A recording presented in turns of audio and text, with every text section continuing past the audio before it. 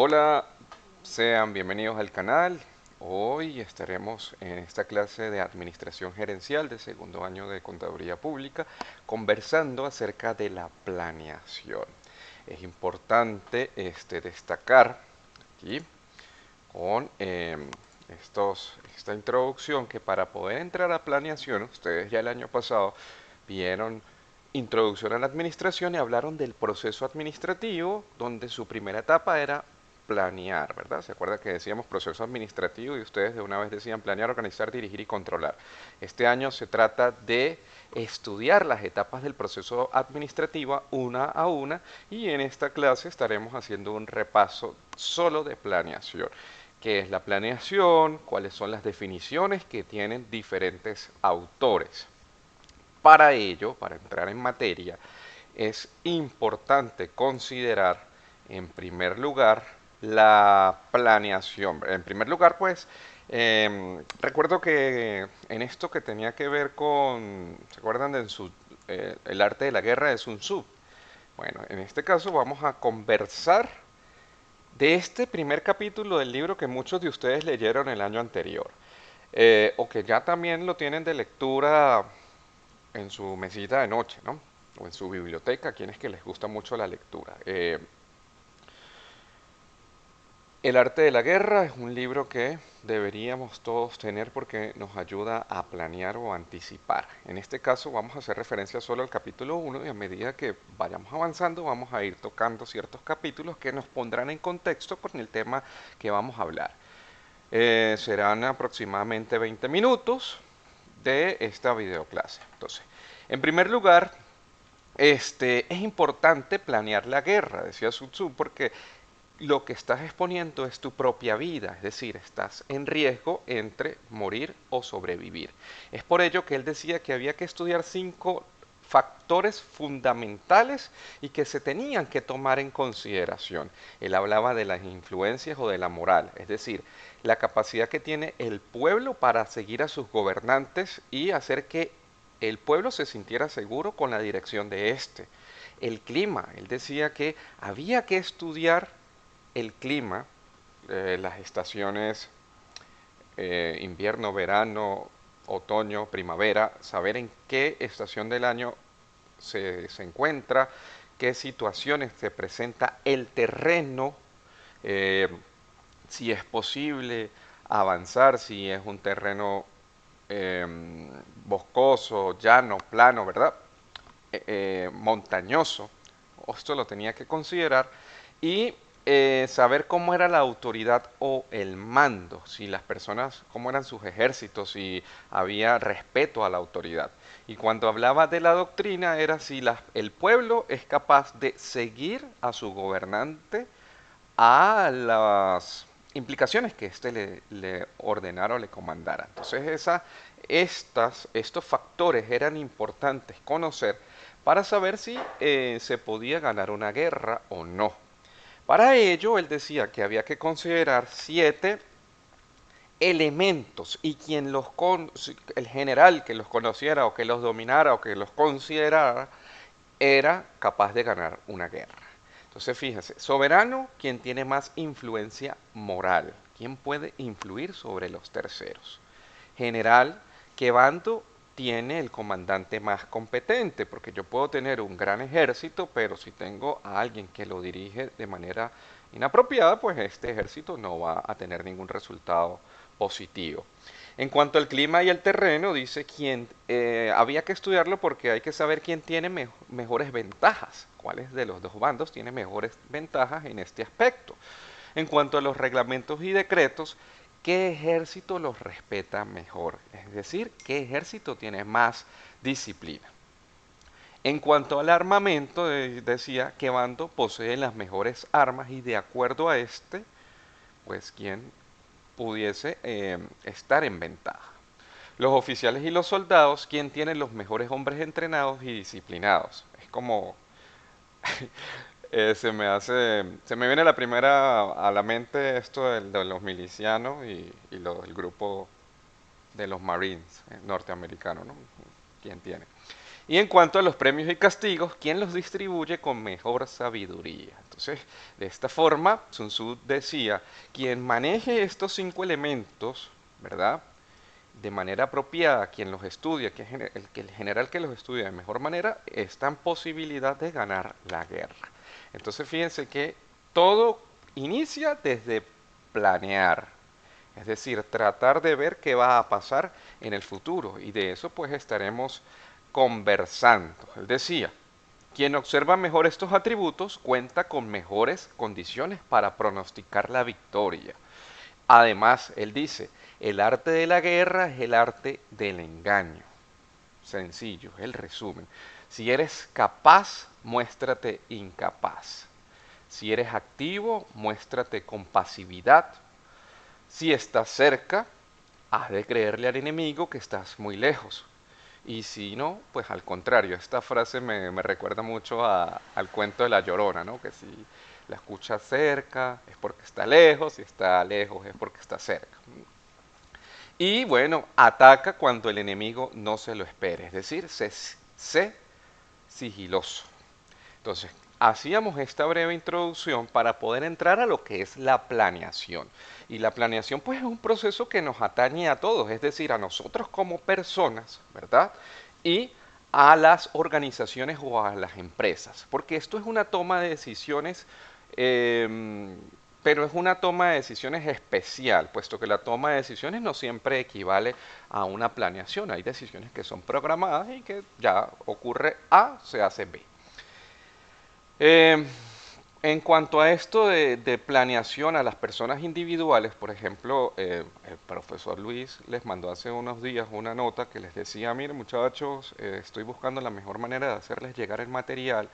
Este material, si lo paso en PDF o PowerPoint, solo no dice nada, mientras que ustedes acá al menos ven mis comentarios, ven mis chistecitos malos, ven lo que yo le agrego a la diapositiva y también me escuchas, que es muy contrario al solo leerlo. Entonces, hasta que aprendí por aquí una aplicación nueva, quienes me siguen del año pasado van a decir, uy, profe, ha mejorado los videos. Es posible que me digan eso, pero bueno, me tardé, tomé mi proceso de aprendizaje con la herramienta que estoy utilizando en la mañana de hoy.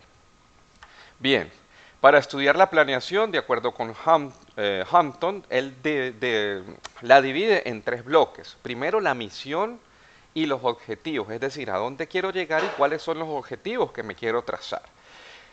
En el segundo bloque, él habla de la estrategia y la política, para llegar a un tercero donde nos habla de la implementación de esas estrategias con base a las políticas que ya se delimitaron en el bloque anterior. Eso es lo que nos dice Hampton. Si vemos lo que dice Stoner y sus colaboradores, él lo divide en 3 partes. Primero, una toma de decisiones anticipadas para llegar a la planeación y a la administración estratégica, de qué manera vamos a poner en práctica los planes y los procesos que eh, colocamos en el primer paso. Y por último, como en una tercera parte, viene a ser la implementación de dichas estrategias. Si vemos y lo comparamos con lo que nos decía Hampton y lo que nos dice Stoner, pues vemos que hay bastante similitud, a pesar que uno es del 89 y el otro de 1996.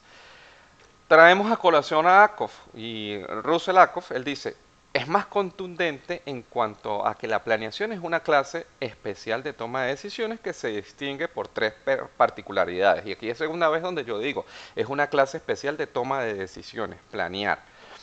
La primera es una toma de decisiones anticipada, es decir, es algo que hacemos antes de que ocurra una acción. En segundo lugar, Russell nos dice, es necesaria cuando el hecho futuro que deseamos implica un conjunto de decisiones interdependientes. Por lo que él dice que esto es un proceso. Y un proceso es un conjunto de pasos relacionados que actúan de manera independiente e interdependiente para lograr un objetivo. Por tanto, él dice que es un proceso que se dirige hacia la producción de uno o más estados futuros deseados y que no es probable que ocurran a menos que se haga algo al respecto. Ven que va mejorando con el tiempo esta naturaleza de la planeación. En fin, de manera natural, lleva a pensar sobre la esencia de las organizaciones y su destino. Esto de, esto es como que de qué manera habrá que posicionarse en el ambiente, cómo afrontar los riesgos y las oportunidades de ese ambiente, decidir entre ambiciones de largo plazo, que se tendrá que traducir en objetivos más específicos, los que se van a hacer a mediano plazo y a corto plazo, y que vamos a utilizar para poder conseguirlos. Tan importante es la planeación que el mismo Henry Fayol, en su teoría clásica por allá a principios del siglo anterior, él decía que la planeación es la previsión. Decía que había que calcular el porvenir y prepararlo, eh, porque previsión tiene que ver o tiene una infinidad de ocasiones y de maneras de manifestarse, y que su principal manifestación, su signo sensible, su signo más eficaz, es el programa de acción, el que si yo me estoy anticipando a algo que va a suceder, si yo estoy tomando esa previsión, pues tengo que tener un programa de acción. Es por eso que él decía que la previsión es el antecedente inmediato a lo que nosotros vemos hoy como planeación. Decía, eh, hoy decimos, se cambia la palabra previsión por planeación y se cambia el ejecución, programa de acción por ejecución del plan o ejecución de las estrategias. En la actualidad, pues la planeación formal tiene un peso específico en el nacimiento y la consolidación de las organizaciones. Una vez que nosotros queremos hacer un emprendimiento, muchos de ustedes el año anterior trabajaron con las profesoras de informática donde hicieron emprendimientos con sus proyectos. Lo primero que tenían que hacer era la planeación. ¿Qué voy a hacer? ¿Cómo lo voy a lograr? ¿Qué planes de acción debo ejecutar? ¿Cuál es mi misión? ¿Cuál es mi visión? ¿Cuáles son las políticas y a dónde quiero llegar? ¿Verdad? Entonces, todo esto se comenzó a sistematizar a principios del siglo pasado, pero no fue sino hasta después de la Segunda Guerra Mundial cuando se le dio mayor importancia y se empezó a estudiar de manera científica u organizada. Planear entonces significa otear el futuro con la esperanza de disipar lo que puede o no suceder.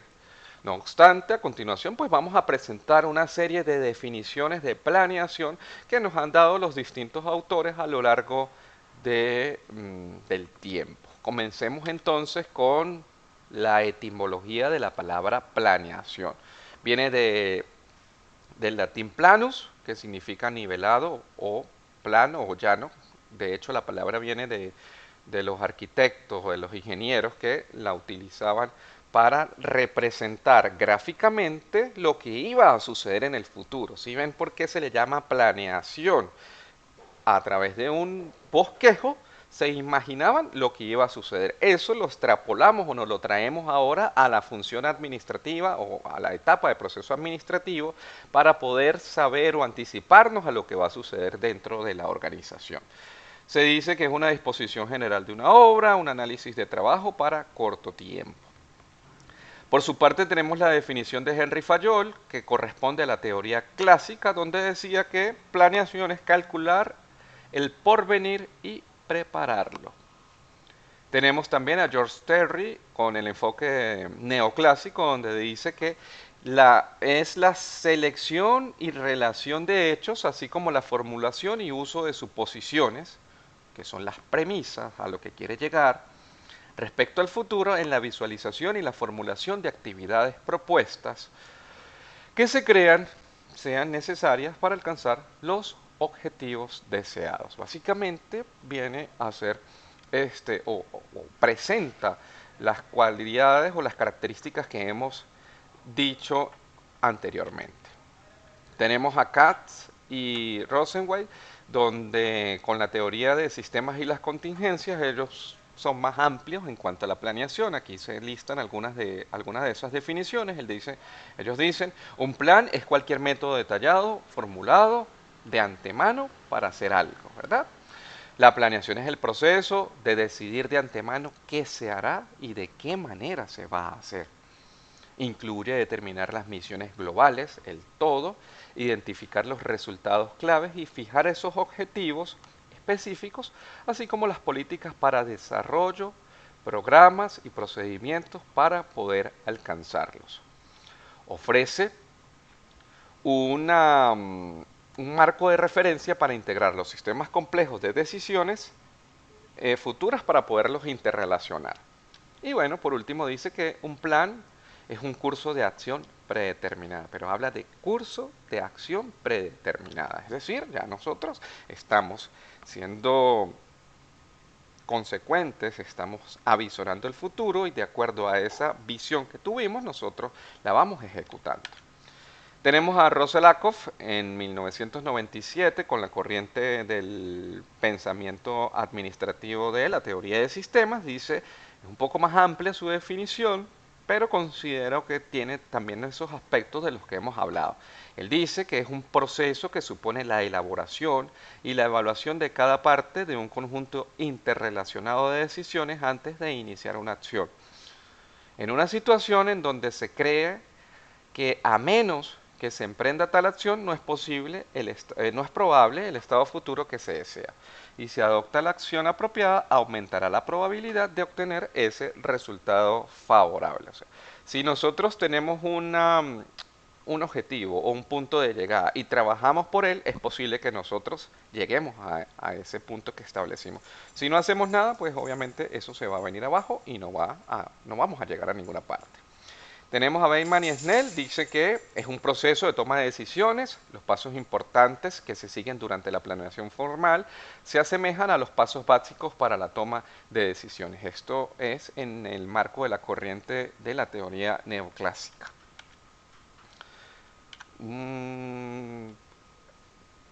Hemos consultado lo que son definiciones de Roselakov, Bateman, Snell, Cass, Rosenway, la etimología, la definición de Fayol y de George Terry.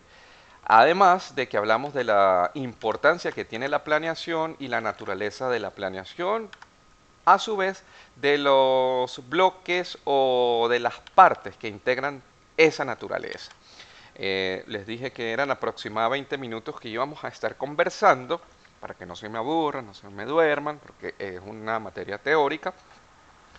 Pero bueno, por acá podemos ir cortando. ¿Qué requiero? Que ahora como ustedes conocen las definiciones que han dado diversos autores a lo largo del tiempo, que tú mismo prepares tu propia definición de planeación considerando los elementos más importantes y rescatables de esta presentación y de lo que hemos hablado en esta sesión. Entonces puedes dejarlo aquí abajo en la caja de comentarios para observar el análisis que tienen con respecto a esta primera etapa.